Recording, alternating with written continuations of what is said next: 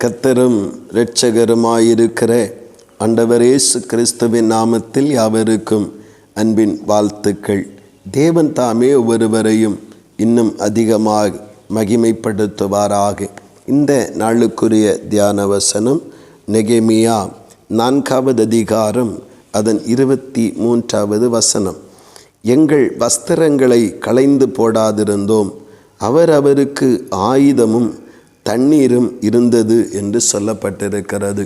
இந்த இடத்துல நெகேமியா அவனோடு கூட சேர்ந்த ஜனங்களும் அவரவருக்கு தேவன் கொடுத்த கிருபைகளுக்கு ஒத்தவண்ணமாக தேவ திட்டத்தின்படி அலங்கத்தை கட்டி எழுப்பி வரும் பொழுது அதை தடுக்கிறதற்காக சன்பல்லாத்தும் தொபியா என்று சொல்லுகிற யூதருடைய சத்துருக்கள் எழும்பி எந்த அளவு அந்த வேலையை தடுத்து நிறுத்த முடியுமோ, எந்த அளவுக்கு வேலை நடந்தேறாதபடிக்கு நெருக்கத்தை கொடுக்க முடியுமோ, அவமானப்படுத்த முடியுமோ, நிந்திக்க முடியுமோ, அந்த அளவிற்கு நெருக்கத்தை கொடுக்கிறார்கள். ஆனாலும் வேலைகள் தடைபடாதபடி நடந்தேறுவதற்கு நெகேமியாவும் அவனோடு கூட சேர்ந்த ஜனங்களும் மிகவும் ஞானமாகவும் தெளிவாகவும் அங்கே வேலையை நடப்பித்து கொண்டு வருவதை காண முடிகிறது. ஒரு பக்கம் மன உளைச்சல், இன்னொரு பக்கம் அவமானம், இன்னொரு பக்கம் வேலைகளை முடித்து ஆக வேண்டிய கட்டாயம், இப்படி பல விதங்களிலும் நெருக்கத்தை சந்தித்து கொண்டிருந்த இந்த நெகேமியாவும் அவரோடு கூட சேர்ந்த ஜனங்களும் அங்கே தங்கள் வஸ்திரங்களை களைந்து போடாதிருந்தோம் என்று சொல்லுகிறார்கள். மட்டுமல்ல, ஆயுதமும் தண்ணீரும் இருந்தது என்று சொல்லப்படுகிறது. இதை ஆவிக்குரிய நிலையிலே பார்க்கும் பொழுது, நாம் இந்த உலகத்திலே தேவ சித்தத்திற்காக வாழும் பொழுது, தேவனுடைய சித்தத்தின்படி நடக்கும் பொழுது நமக்கு வருகிற நெருக்கங்களும் பாடுகளும் அவமானங்களும் மனித சவால்களும் ஏராளமாய் இருப்பதை பரிசுத்த வேதம் நமக்கு முன்னறிவிக்கிறது. ஆனால் நாம் இந்த பாடுகளை கண்டு அல்லது தேவனுடைய நாமத்தை நிமித்த சகிக்கிற நிந்தைகள் அவமானங்களை கண்டு நம்முடைய இரட்சிப்பின் வஸ்திரத்தை நாம் களைந்து போடக்கூடாது அல்லது அதை அழுக்குப்படுத்தி விடக்கூடாது. இரட்சிப்பின் வஸ்திரத்தை காத்து கொள்ள வேண்டும். உபத்திரம் ஒரு பக்கம் இருக்கட்டும், ஆனால் காத்து கொள்ளப்பட வேண்டியது இரட்சிப்பின் வஸ்திரத்தை காத்து கொள்ள வேண்டும் என்று நாம் இதன் மூலமாய் அறிந்து கொள்ளுகிறோம். அதோடு கூட அங்கே சொல்லுகிற ஆயுதமும் தண்ணீரும் இருந்தது.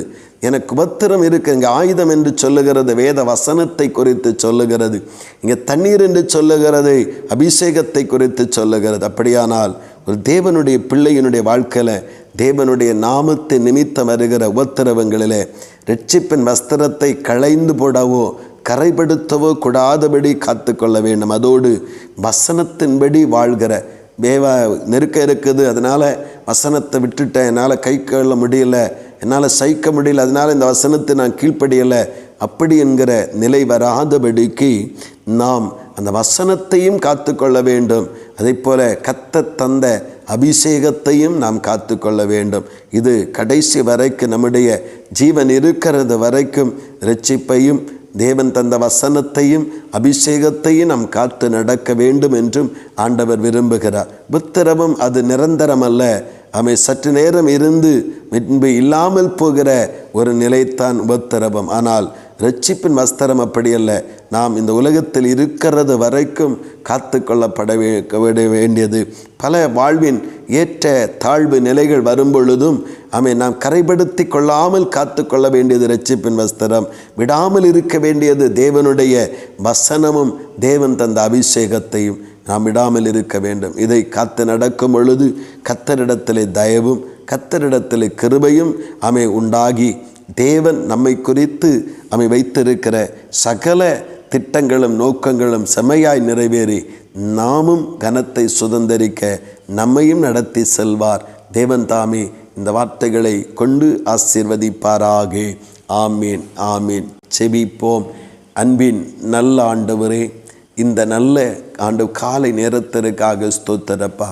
நெகேமியாவுடைய வாழ்க்கையில் ஆண்டவரே அந்த அலங்கம் கட்டும் பொழுது தகப்பனே எத்தனை உபத்திரவங்கள், எத்தனை தடைகள், எத்தனை அவமானங்கள், எத்தனை பயமுறுத்தல்கள் இவைகளெல்லாம் வந்த பொழுதும் அவன் சொல்லுகிறான், நாங்கள் வஸ்திரங்களை களைந்து போடாதிருந்தோம், ஆமென், ஆயுதமும் தண்ணீரும் கூட இருந்தது என்று சொல்லுகிறார். ஆண்டவரே, இன்றைக்கு எங்கள் வாழ்க்கையில் வருகிற இயேசு கிறிஸ்துவின் நாமத்தை நிமித்தம் வருகிற நிந்தைகள், அவமானங்கள், பாடுகள், தேவைகள், குறைகள், இவைகள் மத்தியிலே நாங்கள் எங்கள் இரட்சிப்பின் வஸ்திரத்தை களைந்து போடாமலும் கரைபடுத்தாமலும் இருக்க கர்த்தர் எங்களுக்கு கிருபை தர வேண்டும் அப்பா.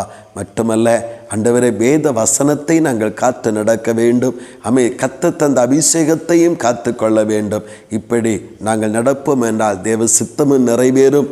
கர்த்தரும் எங்களோடு கூட இருந்து எங்களை மகிமைப்படுத்துகிறீர், வெற்றி சிறக்க பண்ணுகிறீர் என்பதை இதன் மூலமாய் அறிந்து கொண்டோம். அப்படியே நாங்கள் எங்கள் ஜீவன் உள்ளவரையும் இரட்சிப்பின் வஸ்திரத்தையும் வேத வசனத்தையும் அபிஷேகத்தையும் ஆண்டவரை நஷ்டப்படுத்தாதபடி காத்து நடக்க இன்னும் கிருபை தாரும். அப்படியே நீங்கள் செய்கிறபடியாய் ஸ்தோத்திரம். இயேசு கிறிஸ்துவின் மூலம் செபிக்கிறோம் ஜீவனுள்ள நல்ல பிதாவே. ஆமேன், ஆமேன்.